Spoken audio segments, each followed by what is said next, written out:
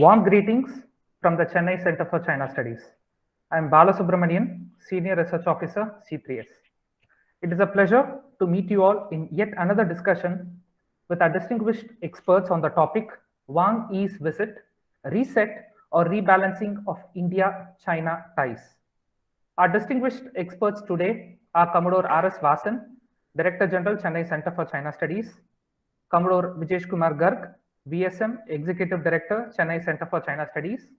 And we have a scholar veteran, Group Captain Dr. R. Srinivasan, VSM, Head Pragna Center for Research. Welcome and thank you all the experts for your time. Today, our distinguished experts will decipher the Chinese Foreign Minister Wang Yi's visit to India. For the sake of our audience, let me just set the stage for our discussions today. The Chinese Foreign Minister Wang Yi flew into New Delhi on March 24th, following a surprise stop in Kabul. Post a 3-day stay in Islamabad, he had talks with India's National Security Advisor Ajith Doval and External Affairs Minister Dr. S. Jaishankar on March 25th, before flying out to Kathmandu to complete his Grand South Asian tour. With this, I would now like to pose my first question to Commodore Vasan. Sir, this being the first visit from the Chinese Foreign Minister Wang Yi after the border crisis, as we all know, that began in April 2020, there has understandably been a lot of attention on it. How do you look at it, Commodore? Sir, you're muted, sir. Thank you for the reminding. Thank you, Bala, for setting the stage and the tone for discussions. This is one meeting that raised a lot of curiosity and interest. To start with, India itself was divided on two lines. There's a group that they did not want Wang Yi to be here. And, they felt that this is one way of protesting and for telling him that, we're not happy with the way you're doing. Another group said, let him come here. And, after all, in India, we have a culture of inviting our guests and not shutting the doors on them. So let him come here, but let's make our displeasure, in person to the person who's here after his trip. It is not that this was exclusively for a trip for India. As you correctly said, it was more of a whirlwind tour of South Asia. He also spent some time in Kabul. He spent time in Pakistan addressing the OIC, and that is where the K factor, has upset all of us, because China always says, when you go back to their statements, they always say that we should not interfere in the internal matters of others. And as far as India is concerned, it's made it stand very, very clear on J&K about it being an integral part of India. So, this did not come as a surprise, because they were looking at an audience, of the OIC, who they're trying to engage with at a greater scale. So his coming here, honestly, has not been a success from the point of view of Yang Yi. From our point of view, I think there is a lot of happiness amongst the observers, particularly when they look at the kind of responses, particularly during the press brief, which was conducted by our own External Affairs Minister. It was outstanding. In fact, I have told my researchers that they must look at it for the degree of clarity that it brought to the table in terms of what India's stand was vis-a-vis China's almost an appeal for India to put the border issue in cold storage and get on with life and engage with China, and but this is what have done. So I'm again very happy that this is also the first time perhaps that the External Affairs Minister has named China. Normally we are very, very shaky about naming our adversaries, but here there was no hesitation on his part to name China and to say it's China that has upset, and therefore the ball is in their court, and unless we restore the status quo as on April 20th, 2 years ago, there will be no business as normal. It doesn't mean that rest of the relations are on a downswing. A lot of economic interdependence has caused us to see a certain amount of spike in the business dealings. But as far as this is concerned, on a principled stand, both the External Affairs Minister as well as our own NSA have made it very clear that we are not going to be party to this new narrative. Nothing new about it. But the point is that you want us to forget that you unilaterally changed the status quo. You are still sitting there. It's like causing drain on our economy. And and it's foolhardy to now forget all that and say, okay, we will restore normal business. So I know there are other panelists, so I do not want to take everybody's time. I think the correct message has been sent, and from our side, and I know he would have gone back very disappointed because he also was making grounds for the participation of our Narendra Modi in the BRICS, because if non-participation again would send the right kind of signals to the world community to say we are not happy. We did that earlier on when there was a Belt Trade Forum. We abstained. So I think China understands the language that it uses elsewhere with its neighbors. So I'm happy with the overall response of India by using this opportunity of an uninvited guest or a self-invited guest who passed through India but with empty hands. Thank you, Commodore Vasan. I would like to now move on to Commodore Vijesh. Sir, Commodore Vasan sir has added two important points. As we all know, he has mentioned about the degree of clarity. And, it's been close to 2 years. If you reach April 2022, it's going to be 2 years since, we are having the ensuing border standoff. Would you like to add upon to what Commodore Vasan sir has said? Sir, could you please unmute yourself?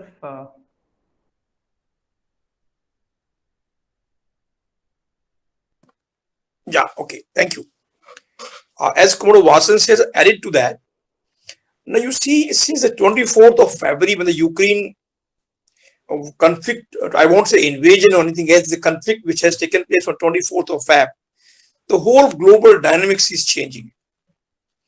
It is the West, it is the Russia, it is the NATO, and all around countries are getting affected. Not directly in the war, but the economic sanctions, which affects everybody. The SWIFT, like that. Now, look at this. We have in our neighborhood Afghanistan, we have Pakistan, and China wants to be now the global resetting the orders. He wants to influence the whole global diplomacy, actually.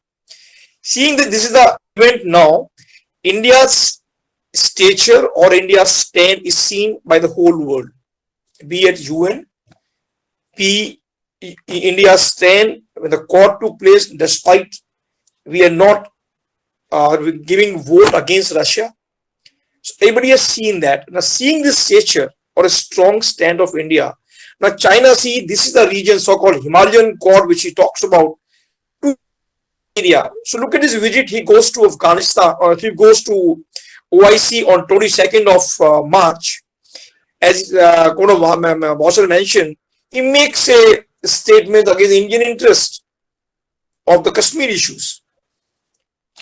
One side they say we should talk one China policy, and look at the same countries talking against us in another forum. Second point, he comes to Afghanistan. He thought Afghanistan's good friend, Afghanistan's neighbor, in that is talking to the Taliban, and India is not invited there, which we mentioned by our foreign minister in his talk.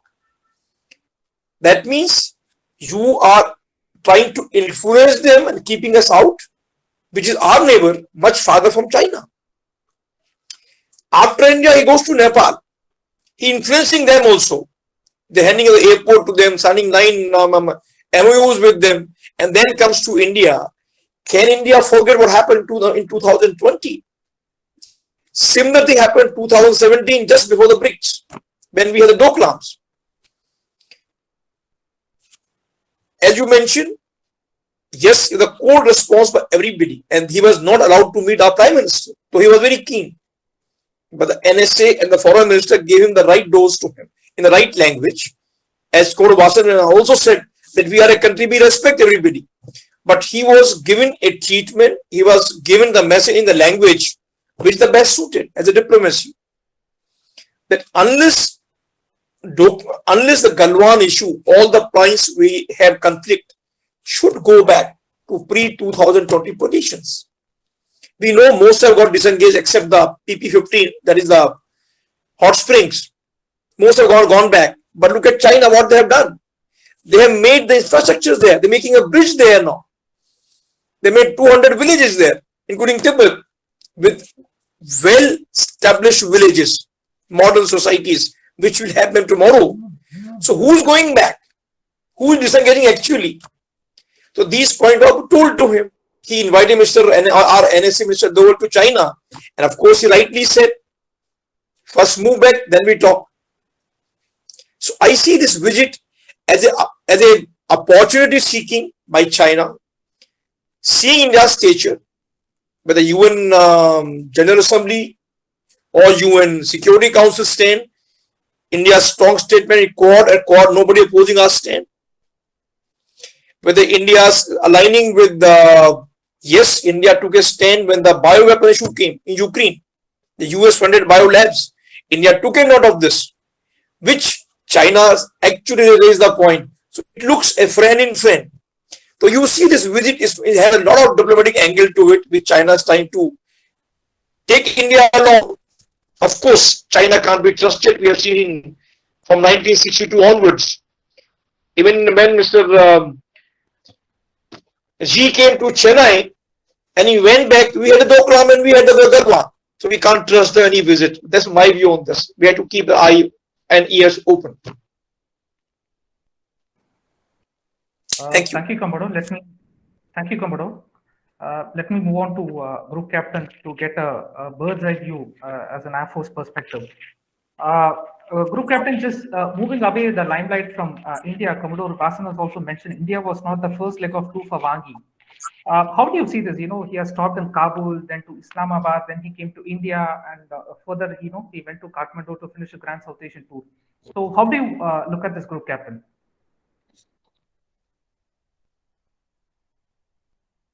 Thank you, Bala. First, I'll take the liberty of just saying that the points brought out by Vasan sir and Commodore Garg sir are very, very pertinent from the point of view of not just projecting a strong, image, but actually saying so in as many words. I just like to quote. The Chinese minister had said that both the countries should put their differences at a proper position in their bilateral relations and stick to the right direction of the India-China ties. This is as reported by Xinhua. Now, when we read this sentence, it is not as if after a visit of a foreign minister to another country, a standard, like every country issues a kind of a statement, of their positions. But if you read the line again, the words used are should put their differences. I mean, you have no option. You should. Okay. Second, stick to the right direction. Now, which is the right direction? The direction which China desires, obviously. So when you look at the actual words spoken by the Chinese foreign minister and as reported by the Chinese media itself, the intention of Mr. Wang and his visit is, it doesn't need any explanation. It is very clear. More importantly, another thing also he mentioned, rather two things more. He said China was willing to, again, I emphasized on should there, and I emphasized on stick to the right direction. These two expressions I emphasized earlier. Now I am emphasizing on willing to. What was it willing to? It's willing to explore China-India plus cooperation in South Asia to forge a cooperation model with a healthy interaction so as to achieve mutually beneficial and win-win cooperation. Everything is fine. Rest of it is diplomatic language. But I emphasize on the word willing to. I am ready to give you a concession, provided you walk the path I dictate. The message is very clear. We are not interpreting English. This is exactly what the plain English meaning is. Right. Then again, he came out with another statement which says China does not pursue the so-called unipolar Asia. Excellent. This is what we were waiting to hear. All of us were waiting to hear. And then he adds, and respects India's traditional role in the region. What is India's traditional role in the region? Whatever China perceives it to be the role of India. That is supposed to be its traditional role. Why? We are a 5,000, 6,000 old civilization. We are the middle king. We have ruled the world. Everybody is a tributary to us. Everybody stands at our door and pays obeisance. You just got independent in 1947. You don't know how to conduct world affairs. Just listen to me. I am willing to respect India's traditional role. So I don't think the message could be louder and clearer than this. This is just sort of amplifying what Commodore Vasan and Garg sir had said. Now moving on to the question that you asked. I'm so sorry I diverted. Okay, moving on to the question. I just want to say, I mean, without wasting words, I'll just put it this way. 4 countries are visited. One of them definitely, that is India, there was no protocol arrangement, the 2 countries talk and these things are exchanged and the arrangement is made for the visit of a foreign minister. And please remember that he is not just a foreign minister, he is state counselor for foreign affairs, which means he is part of the CCP's policy making body. He is not just foreign minister. That we have to remember this. Okay. And now, okay. Of course, he arrives in India, all that we have mentioned already. He goes to Pakistan for 3 days. And the official statement issued by the Chinese Foreign Ministry says we were invited to attend the OIC, the 48th OIC meeting. This is the first ever time a Chinese foreign minister has ever surfaced in a OIC meeting. Okay, conveniently invited. Okay, to Islamabad. Excellent. 3 days in Islamabad. 1 day in Afghanistan. Impromptu stopover in India. And 3 days in Nepal. At least the 3 of them have been pre-arranged. Except India. So the feeling that I get is not merely endorsing what the 2 other eminent panelists said, that India used the opportunity to give them a very strong message. Yes, I fully endorse that. I have already said that. But more importantly, it's my gut feeling. I am just using my gut feeling. I'll give you my assessment also, why that gut feeling has surfaced. He is testing the waters. What is that water that they are testing? From 1952 onwards, if you recollect, Pala, I have also given you a paper which you have published on C3S of China's internal political affairs and how they have affected India. So my research, and therefore based on my research, the best of my belief, and therefore the gut feeling says that he was testing the water. What was he testing it for?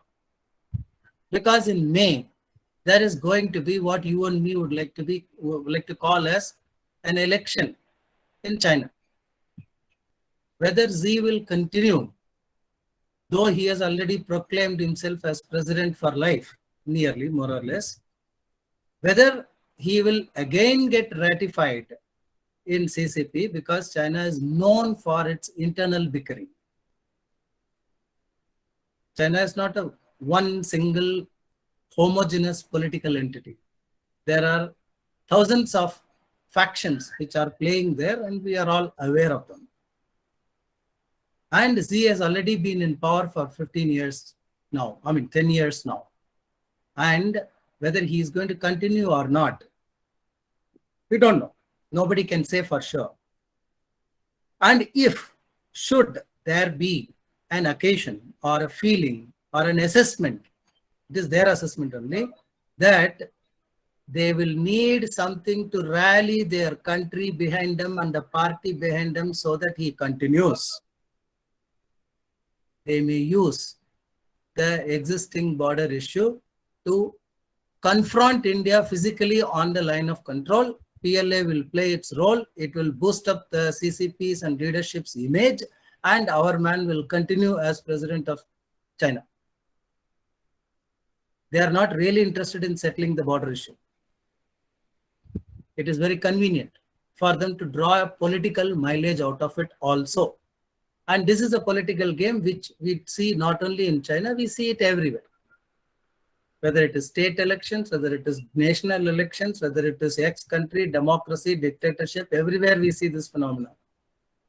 The people who sit in power, in order to perpetuate their power, they use excuses, and India will be used as an excuse. So, in my opinion, Mr. Wang was testing the water. What will India do? And unfortunately for him, like Vasan sir said, and like Garg sir said, he got a very straight and very strict and very clear message. You better behave. You better go back to April 2020 position at least. Don't do any, aggression or ingression or, challenges to our sovereignty. Then we will talk. And why I'm saying it, I will add one more reason also.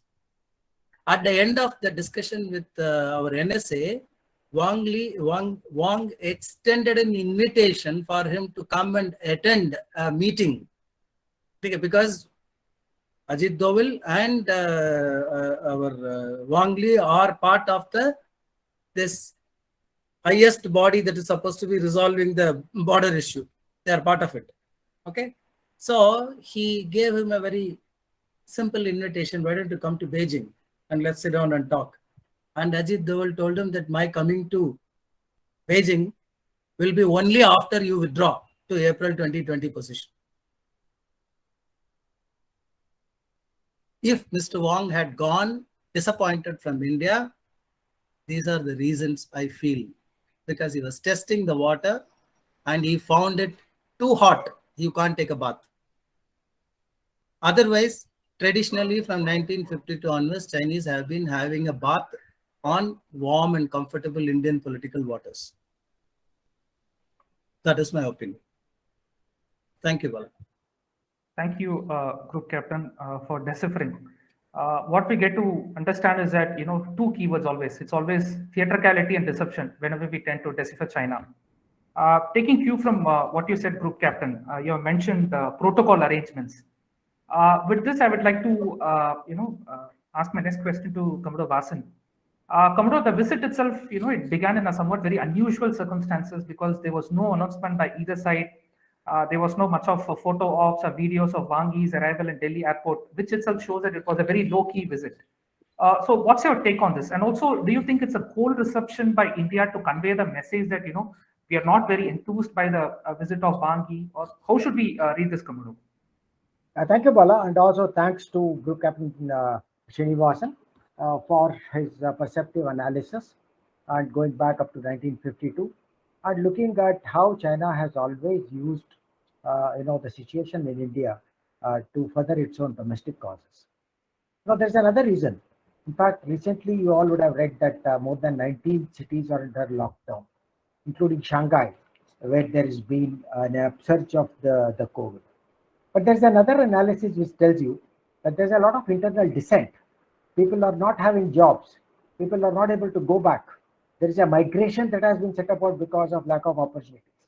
So the other analysis is that the government is trying to keep everybody under hard hold by using the virus excuse to keep them under control. So, you are immediately using your technology, your face recognition and everything else in the garb of testing them for this and trying to spot trouble and see that you are ahead of them. This is an important factor we should not forget. Not everything is hunky-dory. There's been a collapse, an internal collapse of dimensions which has not yet been estimated. So because it's not that they're insulated just because they had a reserve and they looked good, it does not mean they are good. So they're good at looking good. So this is the unfortunate part. Also, you must also see when you look at political signaling, the fact that they were cold-shouldered is an important lesson for China, who attach a lot of value to face saving.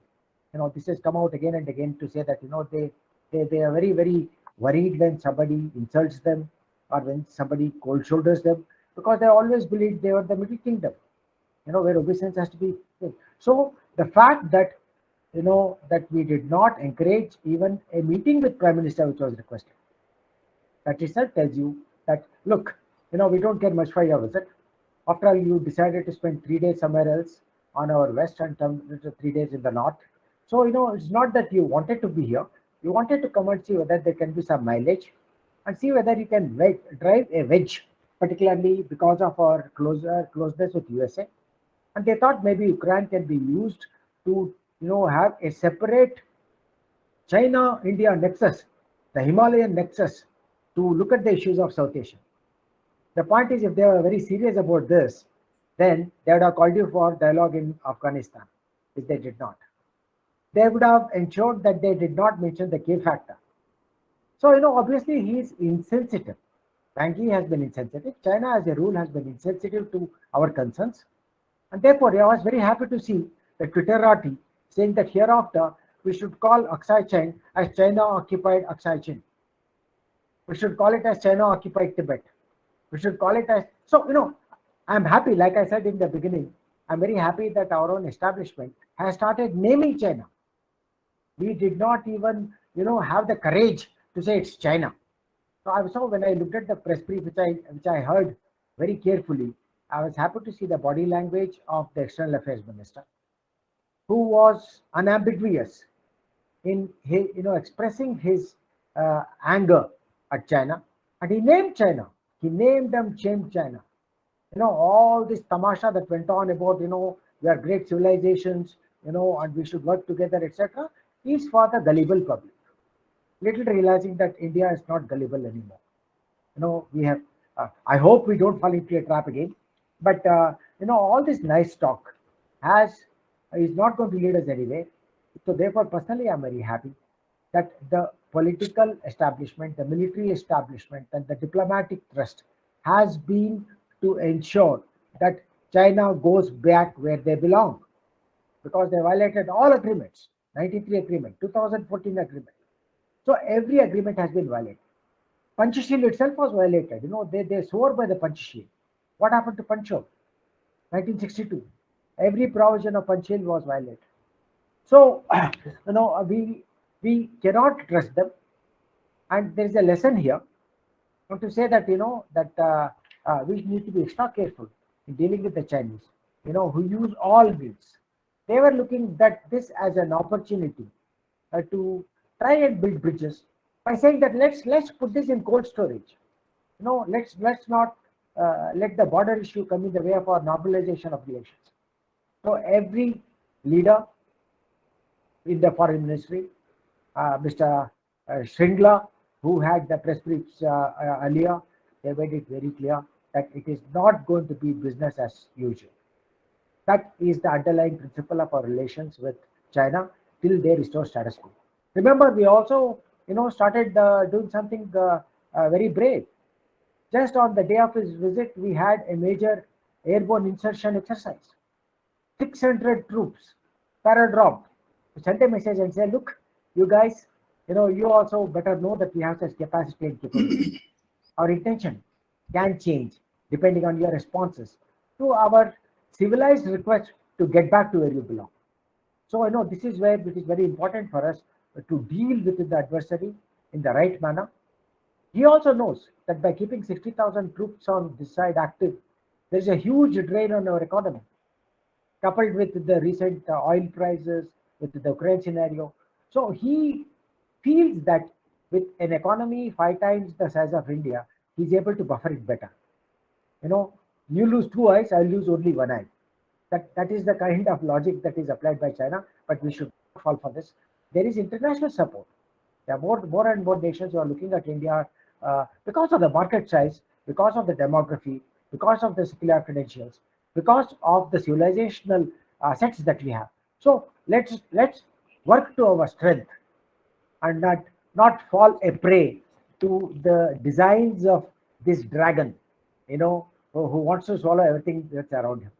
So I'll allow other panelists also to think, and we'll come back with more such responses based on what has perhaps been discussed and what is not discussed. Thank you, Commodore Vasan. I would like to now listen more from Commodore Vijesh, sir. Commodore, looking at the political signaling and taking over from what the other two distinguished speakers have said, the first thing we should also remember that there was no joint statement or joint press release. So that in itself will tells you that there was no real political breakthrough happened. So what did India and China have to say about the visit actually then? Do you see any points of agreements or disagreement looking at their statements? What are the signals other than the political signaling? Well, I just continue with this with the same tone and tenor which Commodore Vasan left. The question is linked. See, one is as a protocol of the foreign ministry. If you follow, there is a laid down protocols of a visit like this. If it was an arranged visit, so that was not done, but a very short message sort of a thing, and he's coming here. And before the meeting, he has already touched the fire of the K issue in Afghanistan, not minding India. The 2 points he already touched the wire. When you come to us on a short visit. Now, please understand, as Grubi mentioned about the internal politics of China, look at Indian political ground. You just finished an election. Okay? Public sentiments. There's so many children have come back from Ukraine. And their future is dark right now. Similarly, the issue had come in the talks that the 30,000 Indian students which were studying in China, in various medical colleges, medical education there, they are back since the Wuhan virus. They have not been given the visa. It was raised a question. Their future is absolutely uncertain now. 2 years have gone by. They have not gone back. So link the issues now. Internal, your own population sentiments also to carry away by this method. Second, we had 15th round of talks, the core commander level talk just finished a month back. No outcome, no progress. We are there only. So what statement do you want now? We have border level talks, nothing happens. No disengagement. I will say rather aggression by making bridges, villages, infrastructure. When we said let's pull, then pull. You can't push against a pull. The one factor. Third is the Galwan, the troops are sitting eye to eye. They have not moved back. Look at drain on Indian armed forces. The troops are sitting there. You just can't go up there. You never know what the dragons do next step. You can't trust them. The very nice article I read was a satire. It says India should be very careful of any foreign visit. We saw whether our prime minister or anybody goes or somebody comes to us. We saw the Pathankot. We saw Agra. Agra was a Musharraf. We had the Pakistan problem. We had the Chinese problem similarly with the Doval or the Galwan. So people have all the suspicions in all directions because they can't be trusted. As Commodore Vasan mentioned, they have broken all the CBMs, all the TTs of 1996, 2005, 2013 of border agreements. And now they're talking of long-term vision, win-win mentality for each other. They're talking of mutual cooperation. Why? Because once you ban the apps, there was a simmer there. Today, India just finished the talk with Indo-Japanese relationship. Before that, we had the Australian relationship. You can see in Indo-Pacific context, China is shaken up. This strength is coming to India now. Even the current crisis or current conflict which is going on with the Ukraine crisis, if I say so, look at the American interest coming out. American pressure on India, which is seen, but India standing to its feet, its own diplomatic standards. that we have autonomy in taking decisions. Foreign policy, whether it's oil import, whether it's importing S-400, I'm not scared of any sanction coming on me. Let me see if somebody will sanction on me. S-400 is coming, oil is coming. I'm taking a stand on my votes. I'm not sending any troops there. We are concerned about the life. We say war should stop for every statement. Our Prime Minister made a statement number of times, but we are not taking any sides. We took out our students from the Ukraine the best way we could. The rest followed us. Here shows India's strength, which is being shown to the world. With the diplomatic strength, India's national will to save its diaspora, the capacity India has. This is what is being by China, as Group Srinivasan said. Yes, we are friends. We want the regional order. India's place. What is India's place? India will decide. China will not decide.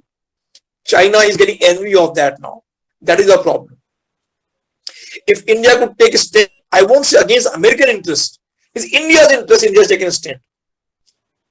Oil importing, India's interest, not American interest. That is what he sees as India as looking like-minded China. Second, India has raised the voice about this bio labs in Ukraine and many other places which has come in now. China is making noise, India is standing against it. He should India-minded, China-minded. No, India is taking the noise or stand as India's interest or India's global interest, which is not correct. Rule-based order. This is what China, that in my view, I agree with what Srinivasan said. It is the elections coming next. It is the BRICS summit going to happen in China next, in which they are hoping a Prime Minister to visit there, as what happened in USA for the Trump election. Now our Prime Minister has become an absolute mascot for election. This I see it that way. So they want to call Modi in BRICS. Of course, last year was on online. They want to call him here, and with this they want to promote this Russia, India, China axis as a counter to the NATO or West. Now you see, linked with this, Israel Prime Minister is coming to us next week, April. Now you see, India's position is getting stronger and stronger. This is, in my view, is giving sleepless nights to China, and he wants to influence the diplomacy that he is bigger than India. India is getting more diplomatic advantage here. This is how I look at it. When Mr. Wang did not follow the protocol of the foreign ministry, the short notice, naturally you can't expect a reception and a big press. You can't expect. Short notice are very obvious. The border have not been settled. The troops are eye to eye. Our students are not getting visas till now, two and a half years almost. Correct? So how do you expect to wear a red carpet for him? And before coming here, you abuse me somewhere else. So naturally, the doors are closed. I won't give a cup of tea also to you. So I leave it here. What do you? Thank you. Thank you, Commodore. I would like to now move on to Group Captain Dr. Srinivasan. Group Captain, in addition to what you just covered now, India did hold a press briefing by External Affairs Minister Jaishankar, and China, in contrast, they put out a 3-point proposal for relations. Namely, they mentioned the 3 important points. One is the long-term vision, and second was the win-win mentality for each other, and the final one was the mutual cooperative posture. How do you decipher and look at this 3-point proposal, Group Captain? Now, when we look at these 3 points that China has put across, okay, long-term vision, win-win mentality, and cooperative posture. These 3 things are not, I mean, they are in plain English, all right, but they have to be read with the intent, because no country issues any formal statement without a reason behind it. And the Chinese reasons, again, when we go back, I have already emphasized on the word should, which means they want you to look at it, bilateral relations, with a long-term vision. What is the long-term vision? Let's understand what is China's long-term vision. From 2013 onwards, right from their president down to everyone who matters in the country, has made their long-term vision very clear. And now a global order in which China will sit at the top and it will manage the economies of other countries through its BRI program. You have a maritime BRI, you have a land-based BRI, you have all kinds of BRIs, you have, I mean, call it whatever name. All this, names like CPEC, TPEC and all are all part of that game. Okay, so let's stick to only BRI. Now, what is China's vision? On, if I remember correctly, on 13th May or 9th May 2013, Xi took over as the president of the country. Now, 4 days later, he calls everyone who matters in that country, all top officials, all ministers, councillors, everybody, to a place which we all know, Tiananmen Square. And in the Tiananmen Square, Xi gives them a talk. Now, I want you to remember, I'm sorry to put it that way, I want you to remember the context. The context is a man has just taken over president of China, not a small country. Okay, it's just 4 days. And he calls everyone who matters in China and he talks. Excellent. Okay, you're supposed to interact with all your officials. In nutshell, there were only 2 points that he talked about. In nutshell. Number one, 100 years of shame that China has lived with, and the time has come for retribution. First point. The second point is the glory, means economic and otherwise. The glory of China is squarely linked to its Silk Road of yesteryears. Why China became the center of the world? Silk Road. So now it is time for us to revive it. So talk whatever else about China.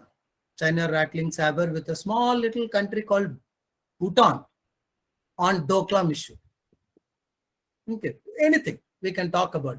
But at the basis of all their actions, there are only 2 things which are being driven from the top. There are only 2 objectives.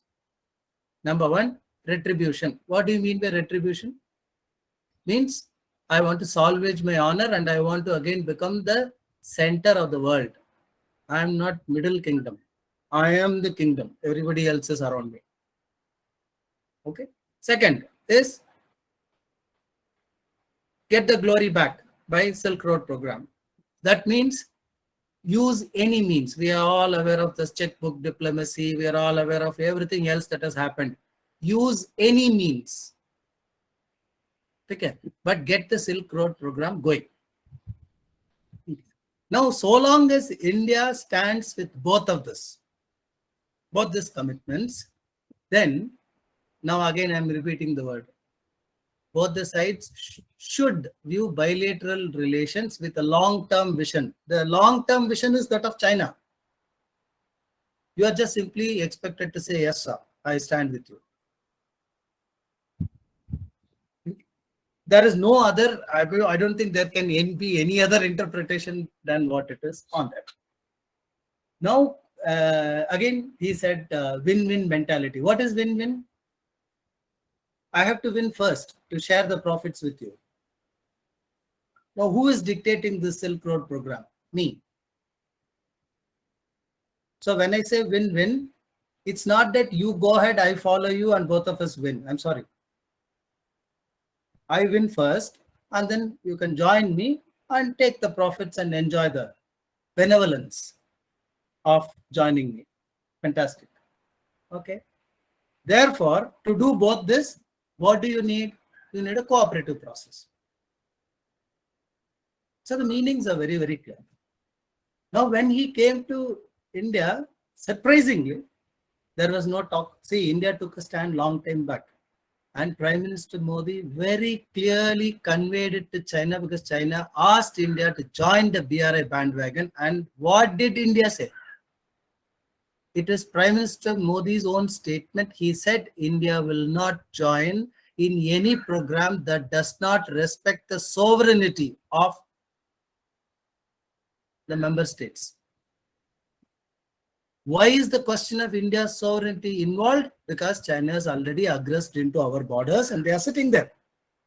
You are sitting on Aksai Chin. You have come up to Galwan. You are already on Pangang, so South Bank, North Bank, East Bank, whatever bank it is. Okay, all the other details are known to everyone. Okay, I don't have to talk about the places.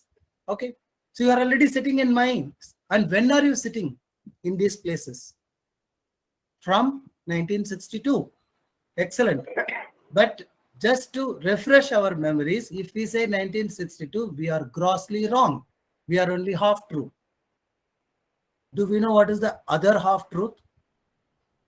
In 1948, India unilaterally declared a ceasefire with Pakistan when Pakistan came into Jammu and Kashmir. India decided to go to United Nations and say that Pakistan is aggressed, and then United Nations says, boss, ceasefire and hold the position wherever you are. And let's have a plebiscite and other history, all of us are aware. So the area which we now popularly call as POK is actually, if you want me to say it, okay, contested territory, all right. Okay, it's India's territory. Pakistan is contesting it. There is a UN intervention in that, and we are having line of actual control or line of control in POK. Excellent. In Kashmir, I'll put it that way. In Kashmir and Ladakh. Excellent. Now, in 1963, just 1 year later, that is not even 1 year, actually 6 or 7 months later, when we had the unfortunate slap on our cheeks, courtesy the Chinese, using that moment, because that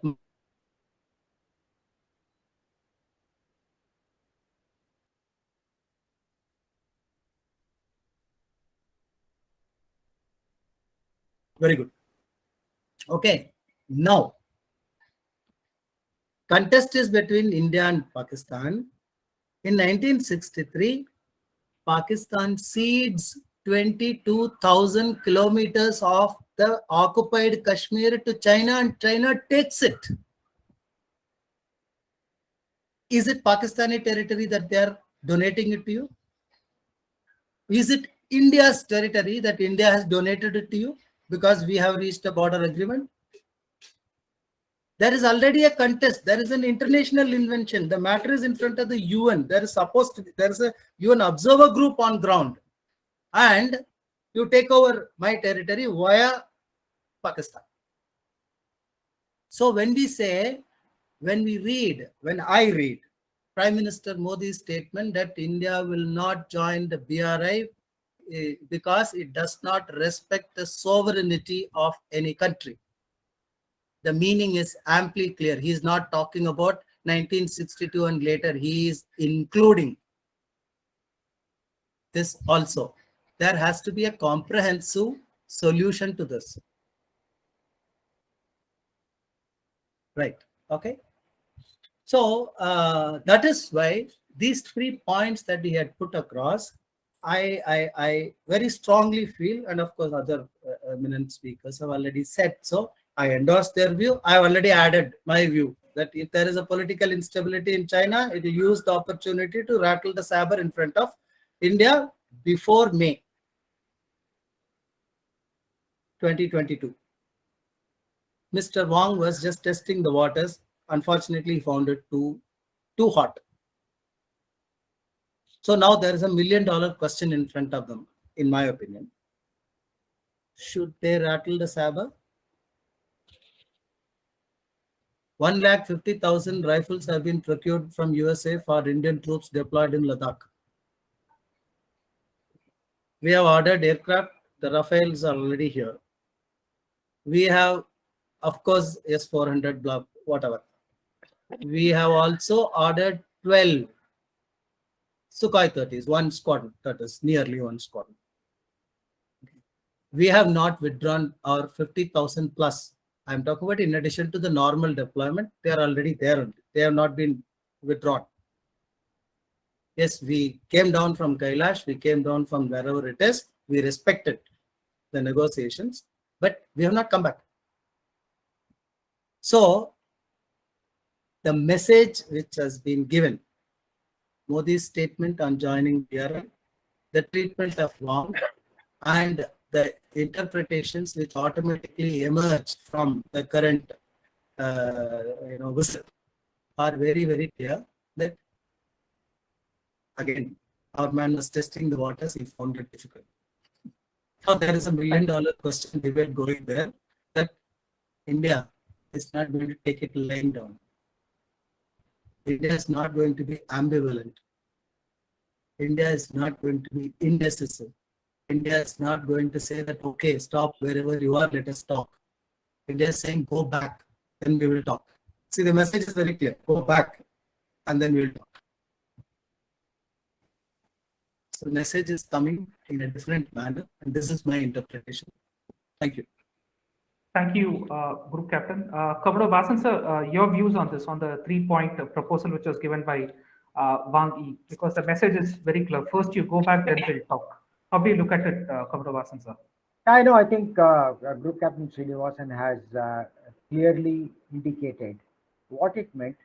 How do we understand these three so-called principles on which they want to establish relations with India, and how it is not palatable. Very simple. Because you say something, but you mean something else. This has been the standard tactic of China. When they say something, I quoted Panchishi. If you go back from thereafter, including during Galwan or Doklam, the kind of statements that come out are totally in are contravention or contravening what they do otherwise on the ground. So this is a facet. This is the characteristics. Chinese with special characteristics, if you want to use that term.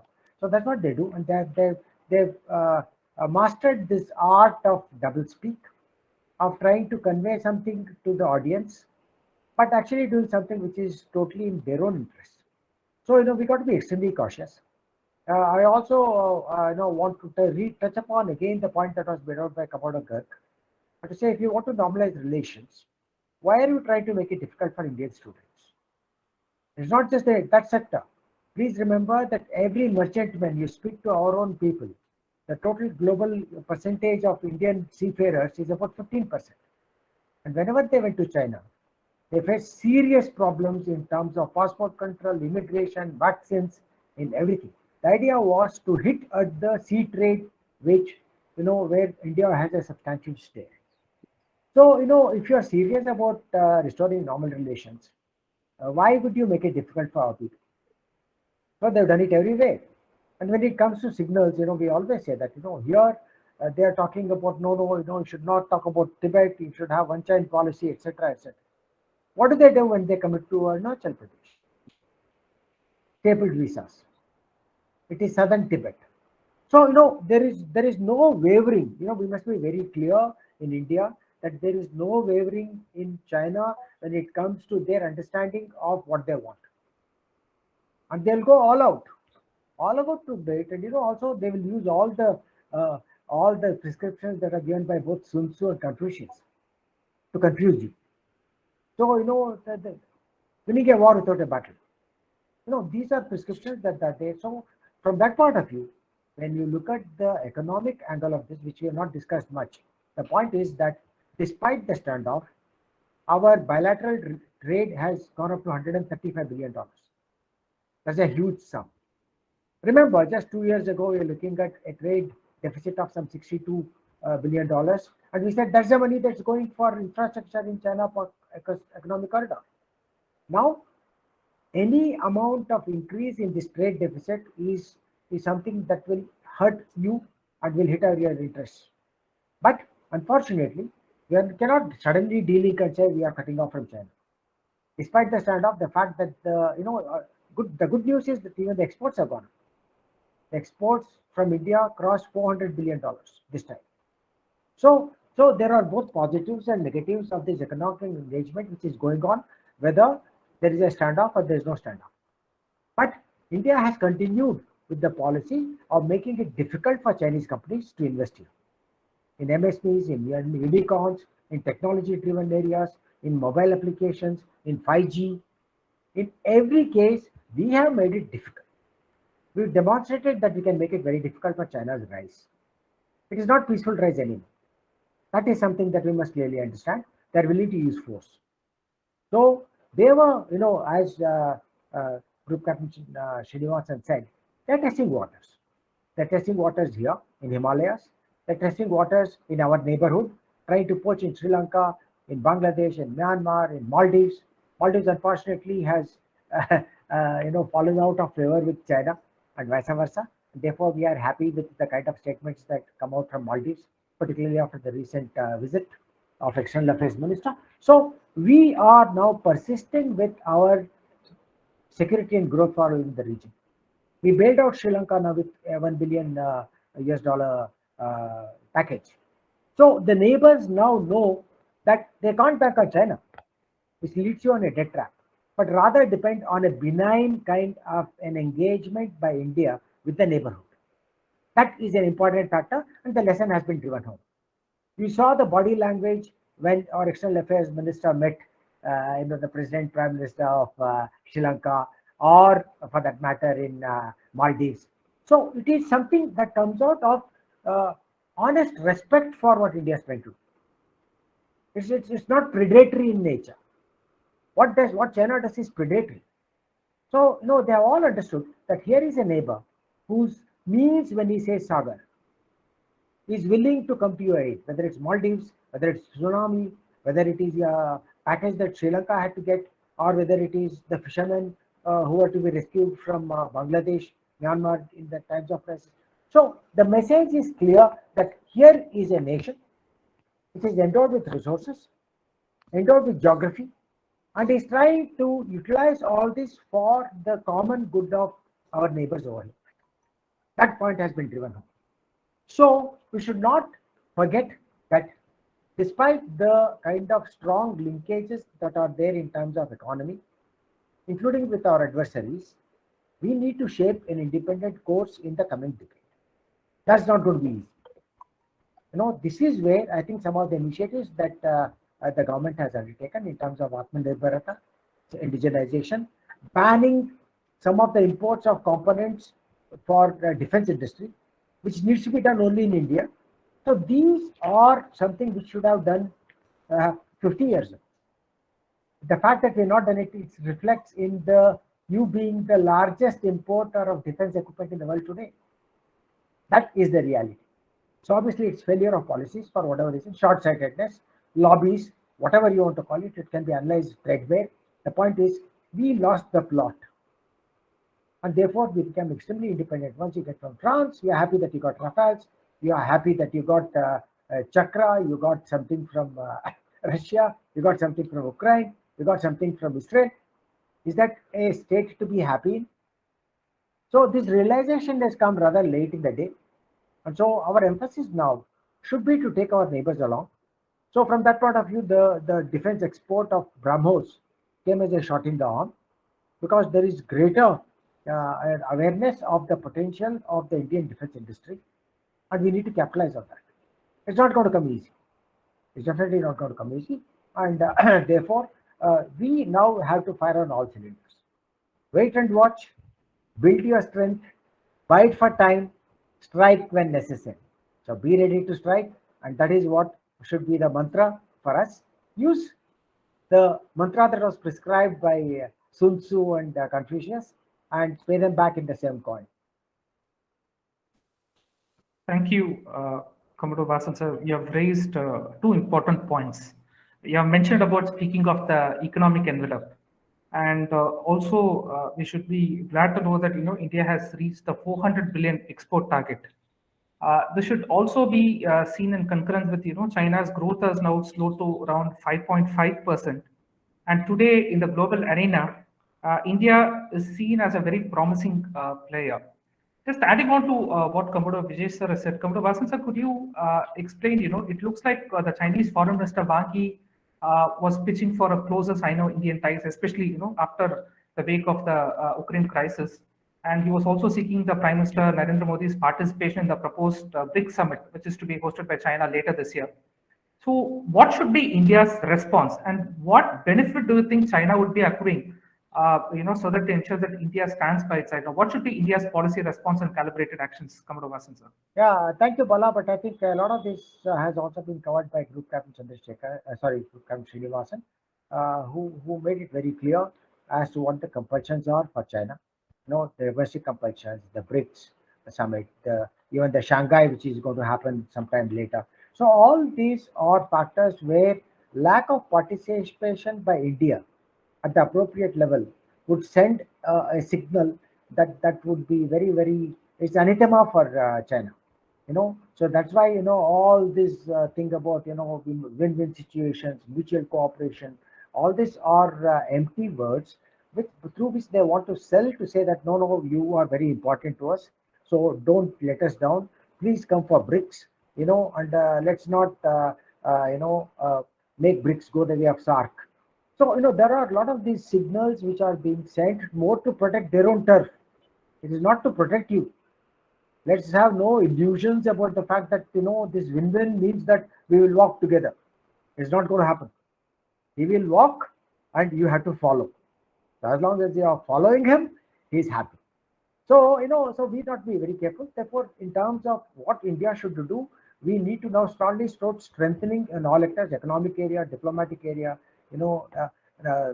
maintaining this balance that we've been successful in so far, as was brought out by Srini and Vijesh.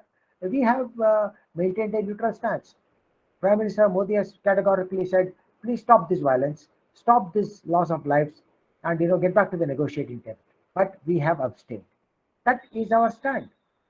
That is the only stand. If you go back to history, of course, we are not discussing Ukraine today, but when you look at the history of Ukraine and factors led to this so-called invasion, the history tells you that Russia was perhaps right on many scores. Now, we are not discussing Ukraine, like I said today, but there is a situation, and we are now, unfortunately, in this crossfire, and there's an immense pressure from USA and the West to say that either you are with us or you are with Russia. No, but sir, I think we should give full credit to the policymakers in terms of how they manage this relation.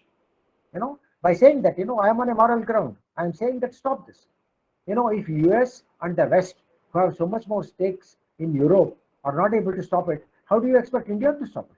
By just condemning Russia? I think you got to be very, very practical in terms of what would stop a war. The only thing that will stop this happening in Russia and Ukraine is the dialogue that hopefully will happen in Turkey. So where the Turkey has opened its doors and said, please come and sit here and discuss. So we are not a European power. We are an Asian power with substantial interest and dependence on Russia. With substantial, unfortunate dependence again on the West and European countries. So why? And energy. Russia immediately offered your oil at a discounted price, which we discussed, did not discuss earlier, is that now the entire equations of dollar, rupee, ruble, yuan is undergoing a serious transformation. With the ban on SWIFT banking, with the kind of trading that's going to take place, with the bartering that was in vogue in the 70s when we are dealing with USSR, a lot more of this would now be tested and new equations would be found. So India is, in my assessment, in a very strong position, though it requires phenomenal amount of efforts to balance the left and the right. But we are in a position. Everybody is coming to India. Why are they coming? It's not because you become number one. It's because of your strategy, your strategic autonomy, which has held fast in the previous decades. And they know that there is this famous market of 1.4 billion. Why do you think UAE is coming here and investing in Chennai, in building a mall for 3,500 crores? It's a market. It's a market economy. So if there is a market economy and that drives the interests of nations around the world, let's use it. That's what China did. China did in a different manner, by exporting its cheap, the products of the cheap labor, by bringing their agricultural economy into an industrial economy. So we don't have to copy China on that score. But what I'm saying is, since you are now in a position that attracts destination, India as a destination for investments, India as a destination for having this dialogue for global prosperity, peace, and security. Let's use this and be the leader of the world. That is the only way that we can ensure that our interests are protected. And don't worry too much about the sanctions and TATSA and whatever, because if they put a sanction on S-400, they'll also lose business in other areas. Because in the entire process, they might drive you into somebody else's arms. It could be France, it could be Europe, it could be Russia. So Russia is equally worried about losing the market share, which is already lost to America. America definitely does not want to be in that position where it loses out to other competitors. The defense industrial complex drives many of the global affairs. Why do you think so many of these arms and ammunitions are going through the European countries to Ukraine? Because that will ensure that the arms market flourishes. And who gains? The West and those who are have the technology to make these weapons of mass destruction or military hardware in large numbers. So we need to be ahead of the game. We should understand what the challenges are. We should understand what our strengths are. Look at our SWOT. Carry out a SWOT analysis. It's very clear. When everybody talks about SWOT analysis, I think we are in a great position. Because while our economy is still 1/5 the size of China, okay, we have inherent strengths in terms of our geographical location, in terms of the demography, in terms of various other factors which are appealing to the free world. So when you're talking about rule-based order, it is just a statement. There are no rules. There is no order. So there is chaotic outside, whether it's in the West Pacific or whether it's in the Himalayan area, it's chaotic. So we need to be in the driver's seat to ensure that India's long-term interests are protected by such measures which are to be implemented in a calibrated, in a professional manner. So from that point of view, coming back to the discussion that we started with, we have done very well in sending the right kind of message to Wang and his bosses in Beijing. And it's definitely a slap in their face because there was no concessions given. He was not even allowed to meet Prime Minister Modi. So you can imagine the kind of humiliation that he was subjected to. And as far as the press report and this thing is concerned, apparently even the External Affairs Minister in the press brief made it very clear. He said it was Chinese request not to publish this. Why? Why are you so hesitant? Why do you want to come in, quietly do something and go back? You thought you were going to be ignored. So the intentions were right.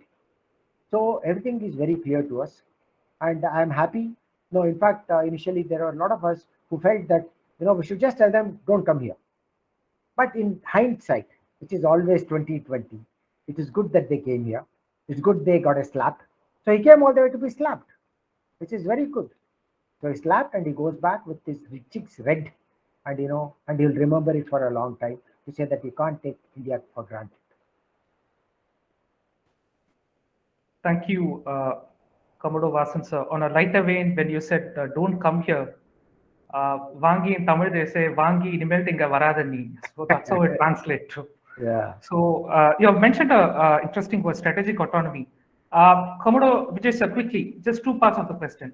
Speaking of strategic autonomy and taking over from what Commodore Vasan sir has said, what are India's policy options and what should India be doing? Can you please share your views, please, sir? When you talk of strategic autonomy, it is your policy option be foreign policy, your trade policy.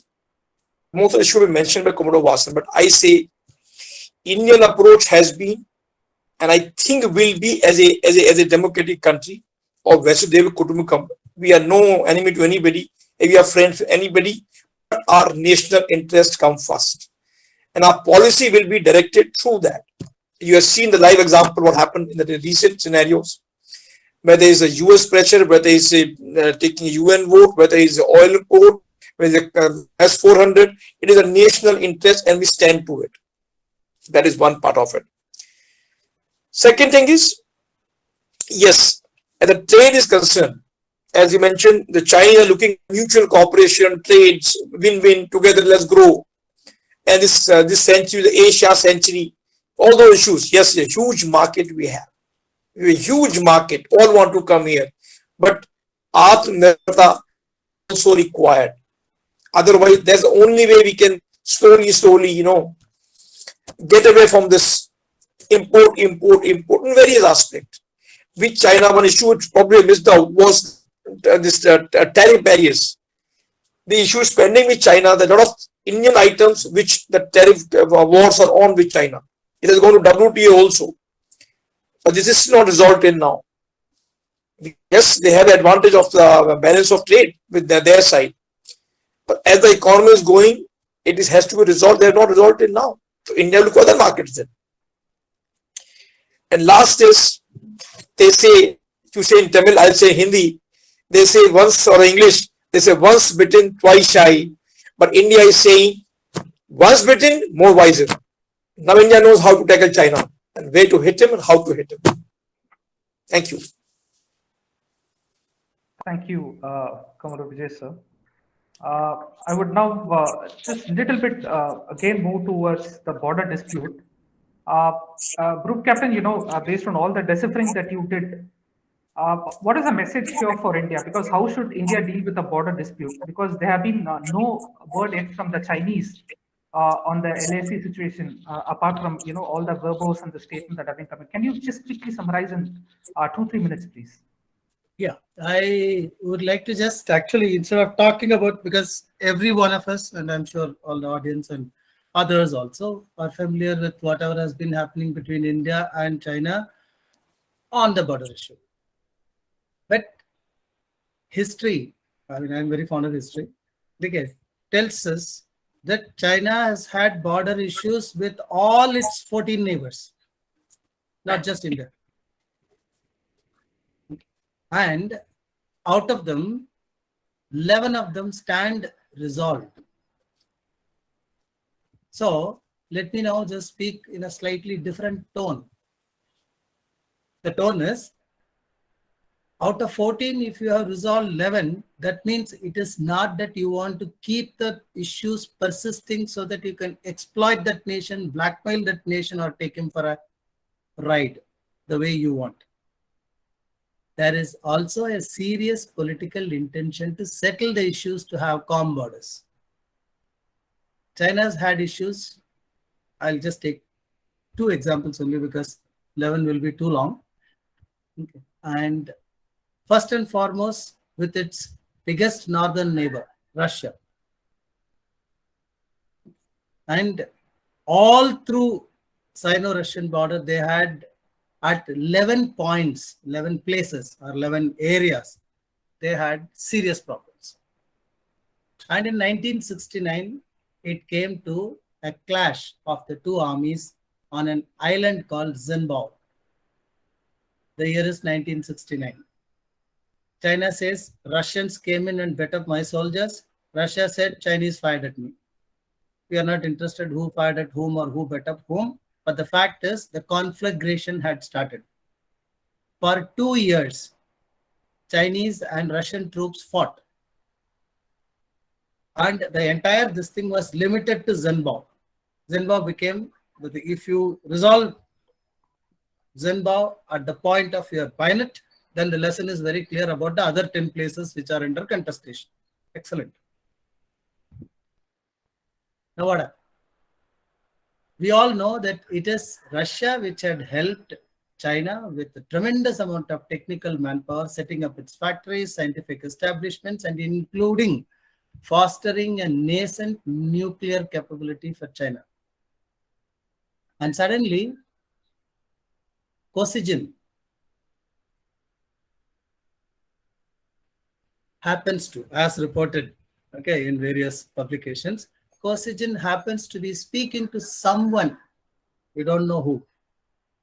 And he appears to have hinted that if Chinese don't set down their arms and come and talk to us, then we are going to nuke Beijing.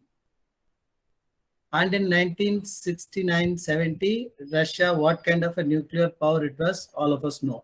Even now also we know. Okay. They would have finished off China in one go. And again, it is a recorded incident that Mao himself ran from Beijing along with his important people in order to escape a nuclear strike by Russia. And the threat that Russians will do this was leaked, within inverted commas, by a deputy director of the CIA to the Chinese establishment. That boss, this is what they are going to do to you. And Mao and his company fled from Beijing. And next day, Mao said, we are ready to talk. We will accept all terms and conditions. And the border issue was settled once and for all between Russia and China. Okay, Zhenbao, Russians consented. I'm using the word specifically. Russians consented to allow the Chinese to continue to use one portion of Zhenbao Island as a kind of a big brotherly gesture. Otherwise, it was settled in Russian favor. And all other 11 issues, which are 10 issues outstanding between them, were once and for all. Of course, it took 20 years. By the year 1989, before Russia, USSR collapsed, all issues between China and Russia had resolved, and Russia and China have the most peaceful border today. Lesson is a message of strength, backed by capability. It's not just strong words. You have the capacity also. Russia had the capacity to nuke China, and China knew it. Okay, so there was no leeway given for manipulating.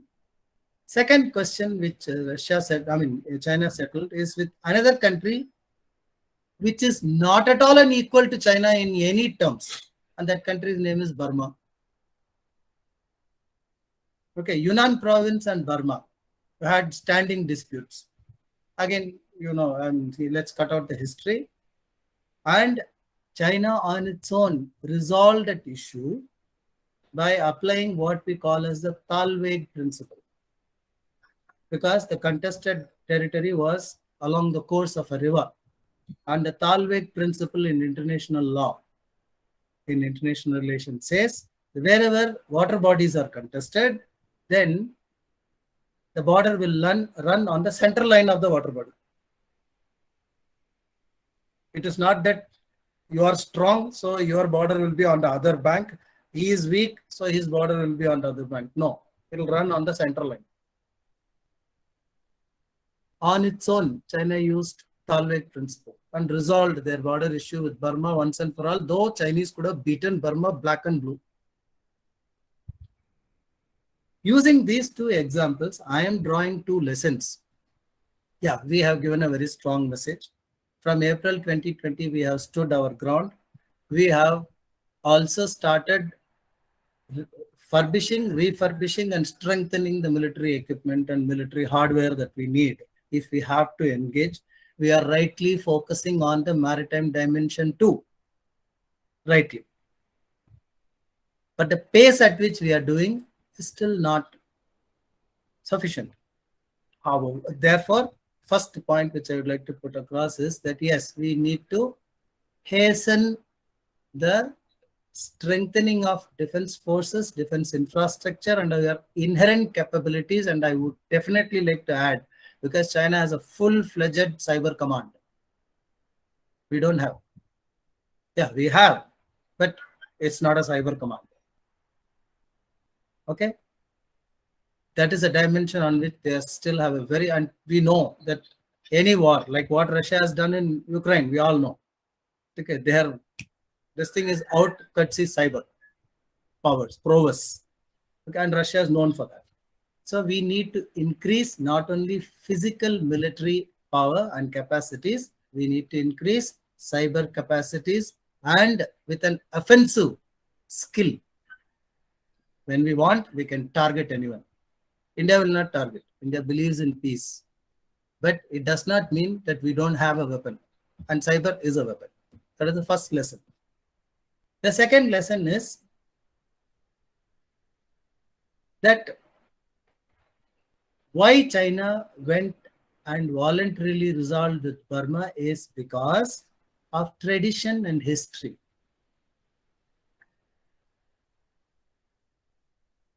let us look at our history.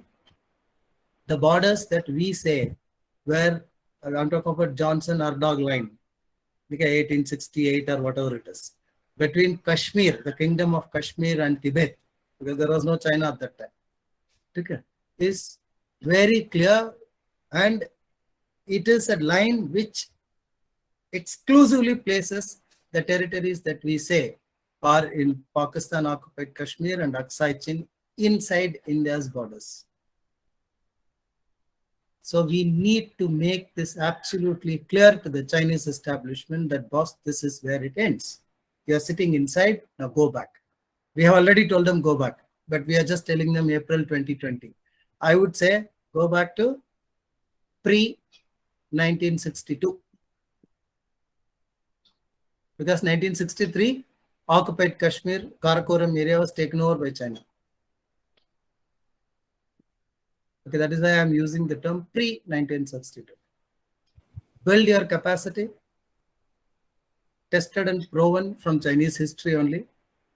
They understand it very well. Make it very clear where your border stands. Don't have any ambiguity in your own mind. It is not temporary peace that, okay, you go back to April 2020, then let us start talking. No, we are not talking. Let's agree in principle that the contest is on this area. You go back to April 2020 position, but from April 2020 to the old line, Kashmir history line, is the contested area. Are you prepared to talk? Okay, let's talk. That should be our position, and this is my opinion. Thank you. Thank you, Group Captain. Quickly to sum up from all the distinguished panelists, starting with Commodore Vijesh sir, if you could just sum up and quickly in 30 seconds, sir, from each with the distinguished panelists. Do you see this trip as a start of a grand reset or a strategic rebalancing by China? And what are India's policy responses should be, including its options? Well, I will not see this visit, as we discussed in detail by now, as a reset or a rebalance. I will say is a China's attempt to foster a diplomatic influence on the area, because it was not in the India. It started from the part of Afghanistan around us. Sri Lanka is already there is an influence area of opportunity which they are looking at, especially as the global order is likely to change, and they want to realign or align with us or make us align with them. That is their thought process. But each country has own national interest. Alignment be based on that. I will leave it here. Thank you. Thank you, Commodore Vijay sir. Moving on to Group Captain. Group Captain, quickly in 30 seconds, is it a grand reset or a strategic rebalancing by China? It's not a grand reset.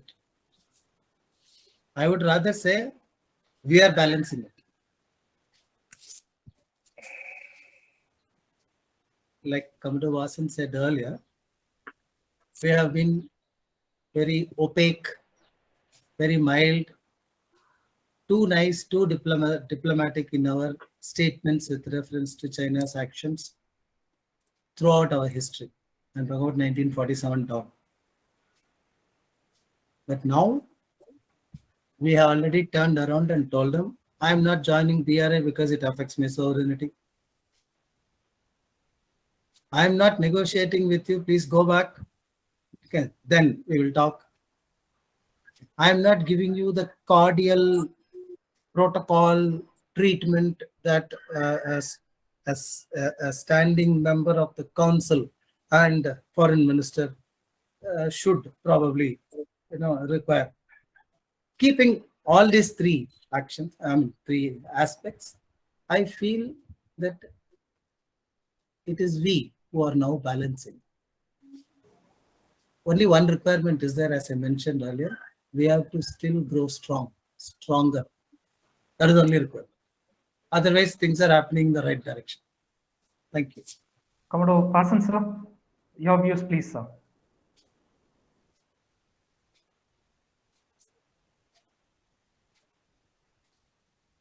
Sir, you're muted, sir.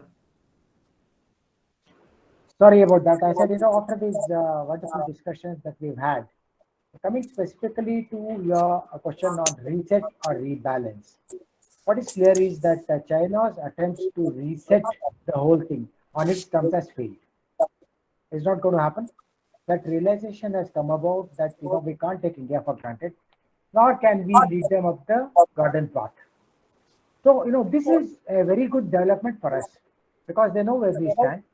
They know you're firm, and you're not mincing words. Whether it's in a press brief or whatever, niceties have been given the go by, and you're speaking the truth, which would be well known. On terms of rebalancing again, it is India, as was correctly brought out, that is trying to balance its national interests with its position in international and bilateral relations. By and large, the indications are that it has succeeded in this balancing act. It's difficult.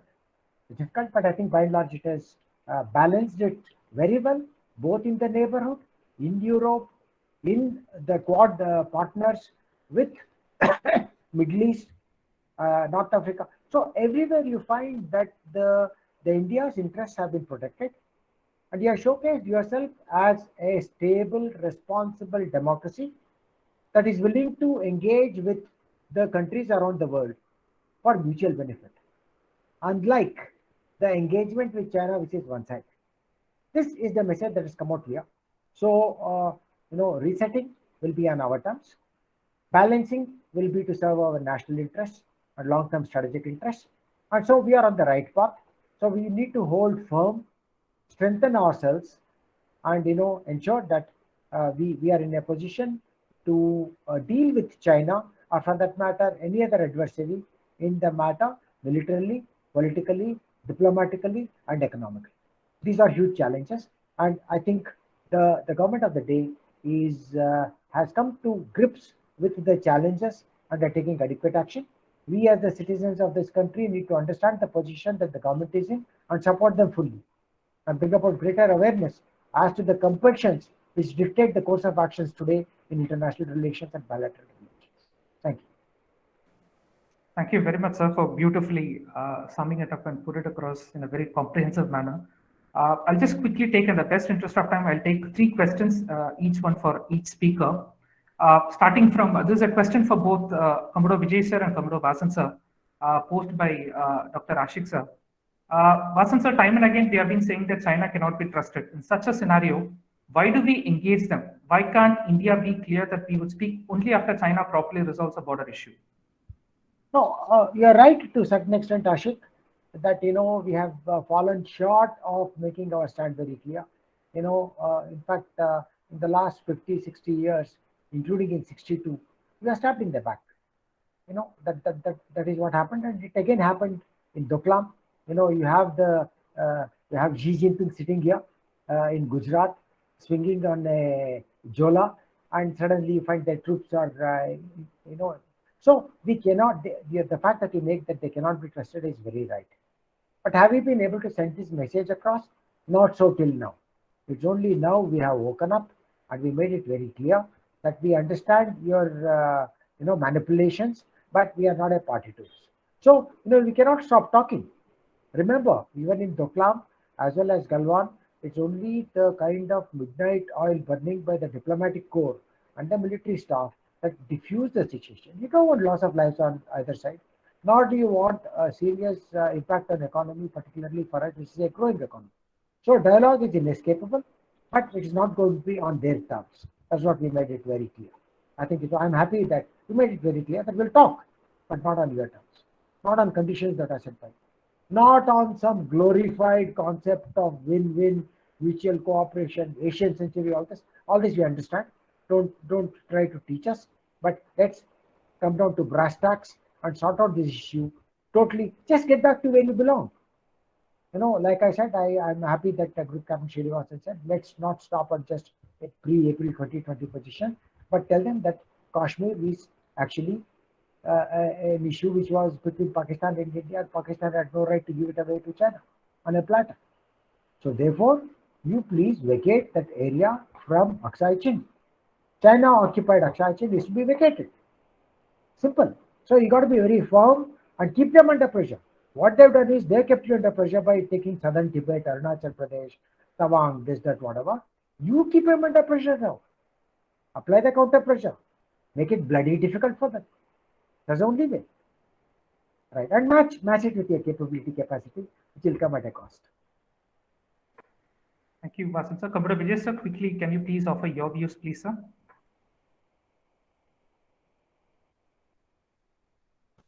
Sir, you're muted, sir. In a global relations, you got to have both sweet and sour scenarios. So we have in China. Yes, we have learned lesson, whether it's 62, whether it's Doctor, whether it is Galwan. But life has to go on. It's our neighbor. We can't deny that. It's up to us. How do we become strong as a deterrent, which we are doing militarily, economically, as well as diplomatically. The three tools you have. That is one side of it. Second is you have the perception of the environment around us, which is another factor which deter him to do something which is not in his favor, in our favor. Third point is, in a global world, in a global economy, each one is connected to another in this one way or another. We are with China, we like or we don't like, we are connected to them in trade. How much dealing we may do, but we cannot go to 0-0. It's possible in today's world. If that be so, you got to talk, because talking, relations have to continue. Border issues will be sorted out diplomatically through talks, or if comes to the arms, is the last resort, as and when it happens. But you just can't stop the talks. We got to engage with them, because that is the best way of resolving conflict or coming out to terms, either way it goes. So that's what my approach will be. Thank you, Commodore Vijesh sir. The last question would be for Group Captain Dr. Srinivasan sir. This is from Dr. Ashik sir. He has asked, are the Chinese so naive to think that we would talk when they have been an aggressor? If you could quickly summarize before we conclude, please, sir. Not at all. Knowing Chinese, or rather even the basic rudimentary understanding of Chinese, is they do not take anything for granted.